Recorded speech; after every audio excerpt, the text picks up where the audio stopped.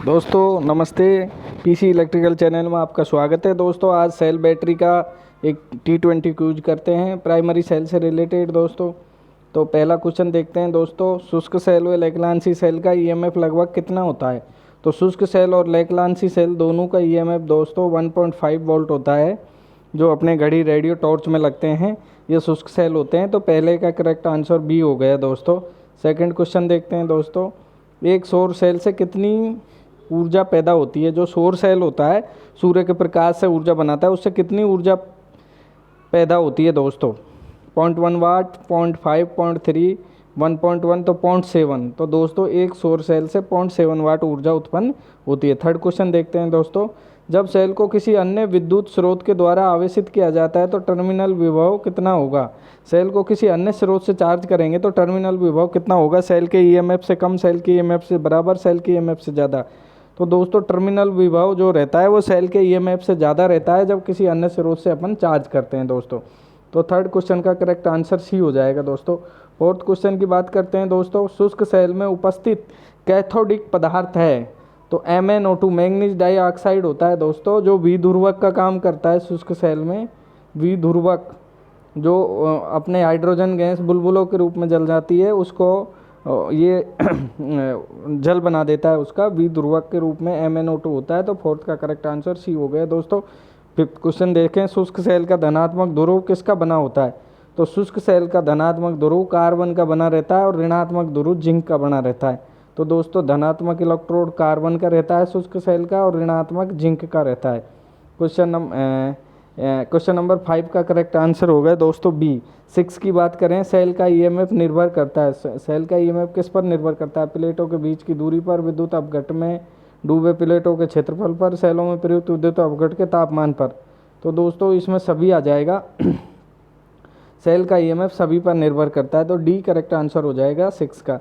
7 देखते हैं। दोस्तों सेल का आंतरिक प्रतिरोध कम हो जाता है। तो सेल का आंतरिक प्रतिरोध कब कम हो जाता है? दोस्तों चार्जिंग के दौरान सेल का आंतरिक प्रतिरोध हमेशा कम हो जाता है। तो इसका करेक्ट आंसर ए हो जाएगा दोस्तों। क्वेश्चन नंबर 8 की बात करें। दोस्तों यदि इलेक्ट्रोलाइट का स्तर प्लेटों से नीचे गिरता है तो होगा, सेल की कैपेसिटी कम हो जाएगी, सेल की लाइफ घट जाएगी, खुली प्लेटें लेड सल्फेट में परिवर्तित हो जाएंगी। तो क्या होगा? इलेक्ट्रोलाइट का स्तर प्लेटों से नीचे गिरेगा तो सेल की लाइफ घट जाएगी, या खुली प्लेटें लेड सल्फेट में परिवर्तित हो जाएंगी, या उपरोक्त सभी। तो दोस्तों इस प्रकार के क्वेश्चन में अपन उपरोक्त सभी भी कर सकते हैं। क्या करेंगे? उपरोक्त सभी, डी आंसर हो जाएगा। लाइफ भी घट जाएगी, सेल कैपेसिटी भी कम हो जाती है, तो डी करेक्ट आंसर होगा दोस्तों। नेक्स्ट क्वेश्चन देखते हैं 9। निम्न में से किस प्रकार का प्राइमरी सेल निम्नतम वोल्टेज देता है? तो दोस्तों इसमें इस प्रकार के सेलों में डैनियल सेल हो जाएगा। डैनियल 1.1 वोल्ट आउटपुट देता है, ये 1.08 देता है ना दोस्तों। तो इस प्रकार के सेलों में जो 1.08 अर्थात वोल्टिक सेल हो जाएगा। सॉरी दोस्तों, इसका करेक्ट आंसर वोल्टिक सेल हो जाएगा। निम्नतम वोल्टेज वोल्टिक देता है और ज़्यादा से ज़्यादा कार्बन जिंक मतलब शुष्क देता है। तो ज़्यादा आउटपुट वोल्टेज की पूछता तो डी उत्तर आता है, ये मिनिमम पूछ रहा है, इसलिए करेक्ट आंसर ये होगा दोस्तों। 10 क्वेश्चन देखते हैं। दोस्तों निम्न में से किसकी निम्नतम स्पेसिफिक ग्रेविटी होगी? स्पेसिफिक ग्रेविटी ज़्यादा कब होती है? जब गोल पतला होता है, इनकी ज़्यादा होती है। तो निम्नतम पूछ रहा है तो कठोर H2SO4 आ जाएगा। 10 का करेक्ट आंसर बी हो जाएगा दोस्तों। क्वेश्चन नंबर 11 की बात करें। निम्न में से किस सेल की उत्क्रमणीय, कौन सा सेल उत्क्रमणीय अभिक्रिया दर्शाता है? तो दोस्तों वे सेल जो रासायनिक ऊर्जा को विद्युत ऊर्जा में बदलते हैं और विद्युत ऊर्जा को रासायनिक में, दोनों काम करते हैं, वो रिवर्सेबल अभिक्रिया दर्शाते हैं दोस्तों। तो ये सेकेंडरी सेल ही करते हैं इस काम को।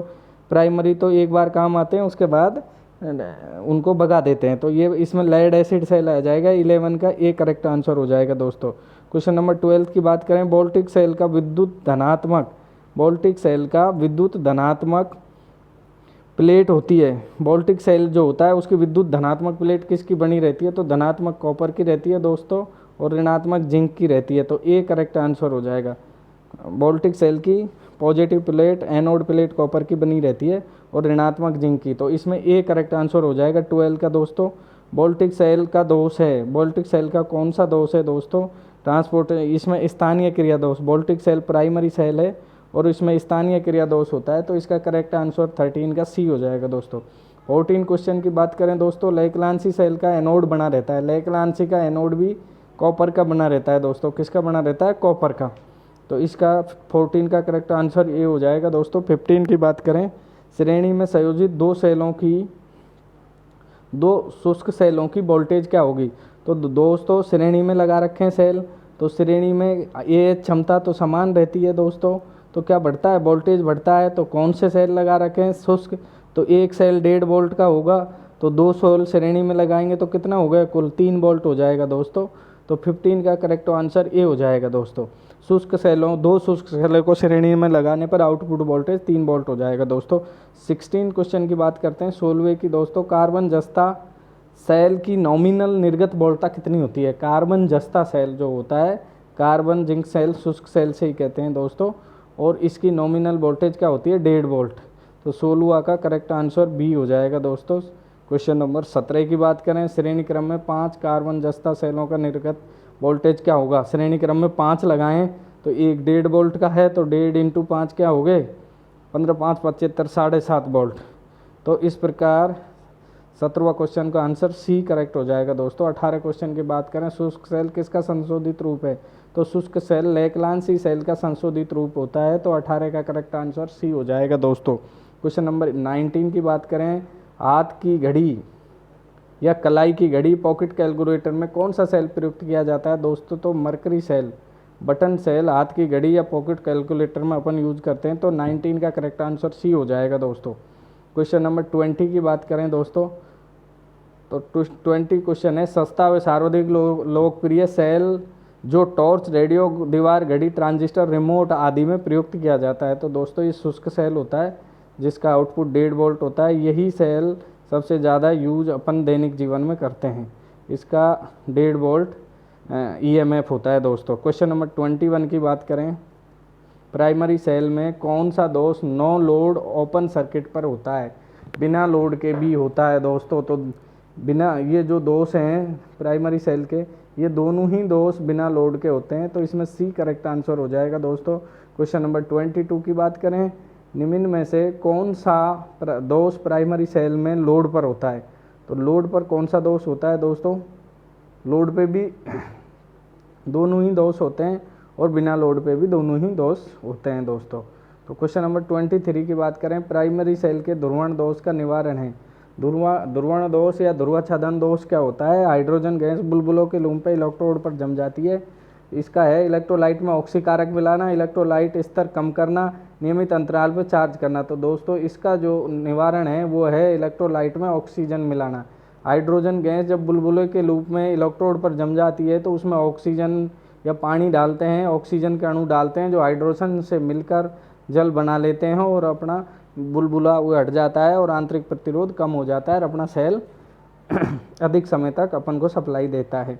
तो इलेक्ट्रोलाइट में ऑक्सीकारक मिलाते हैं, ऐसा धातु मिलाते हैं जिसमें ऑक्सीजन हो, ऐसी गैस मिलाते हैं जिसमें ऑक्सीजन हो जो हाइड्रोजन गैस के बुलबुलों के साथ मिलके उसको विध्रुवण कर दे दोस्तों। क्वेश्चन नंबर 24 की बात करें दोस्तों, इटली के वैज्ञानिक वोल्टा द्वारा सर्वप्रथम बनाया गया सेल कौन सा था? तो दोस्तों इटली के वैज्ञानिक वोल्टा द्वारा सबसे पहले वोल्टिक सेल बनाया था दोस्तों। क्वेश्चन इसका सी करेक्ट आंसर हो जाएगा। क्वेश्चन नंबर 25 की बात करें, प्राथमिक सेल की अपेक्षा द्वितीयक सेल का विद्युत वाहक बल होता है। प्राथमिक सेल की अपेक्षा द्वितीयक सेल का विद्युत वाहक बल क्या होता है दोस्तों? अधिक होता है, वैसे अधिक ही होता है, 2.2 होता है। प्राथमिक सेल का 1.5 होता है लगभग। तो इस 25 का करेक्ट आंसर सी हो जाएगा दोस्तों। यदि आपको इस तरह की क्यूज अच्छी लगे तो आप पीसी इलेक्ट्रिकल चैनल को अवश्य सब्सक्राइब करें और इसी तरह की क्यूज रोज़ देखते रहें दोस्तों। धन्यवाद, थैंक यू दोस्तों।